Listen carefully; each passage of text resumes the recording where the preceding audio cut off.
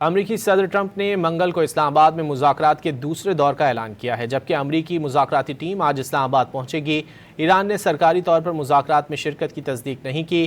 ایرانی خبر رساں اداروں کا کہنا ہے کہ جب تک بحری ناکہ بندی رہے گی، ایرانی ٹیم مذاکرات میں شرکت نہیں کرے گی۔ امریکہ کے زیادہ تر مطالبات غیر معقول ہیں۔ دھمکی آمیز بیانات نے مذاکرات میں پیش رفت کو روک دیا۔ ایسے حالات میں نتیجہ خیز مذاکرات کا کوئی واضح امکان نظر نہیں آتا۔ ایرانی نائب صدر محمد رضا عارف نے شکوہ کیا کہ مخالف فریق مذاکرات میں مستحکم نہیں، دباؤ پڑنے پر مذاکرات کی بھیک مانگی جاتی ہے اور بعد میں ضدی رویہ اپنایا جاتا ہے۔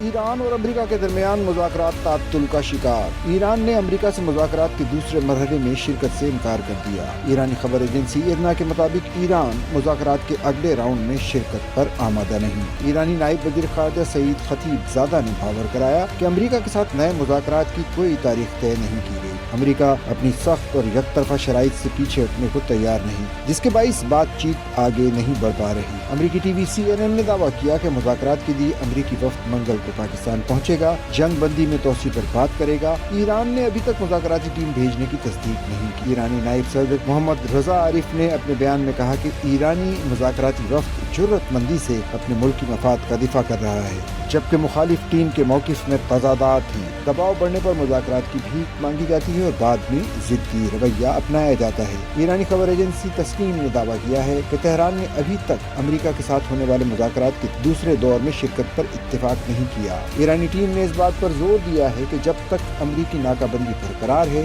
وہ مذاکرات میں شامل نہیں ہوں گے۔ فارس نیوز ایجنسی کے مطابق ایران نے ابھی یہ فیصلہ کرنا ہے کہ وہ اگلے راؤنڈ میں شامل ہوگا یا نہیں، تاہم فارس نے مجموعی صورتحال کو مثبت قرار نہیں دیا۔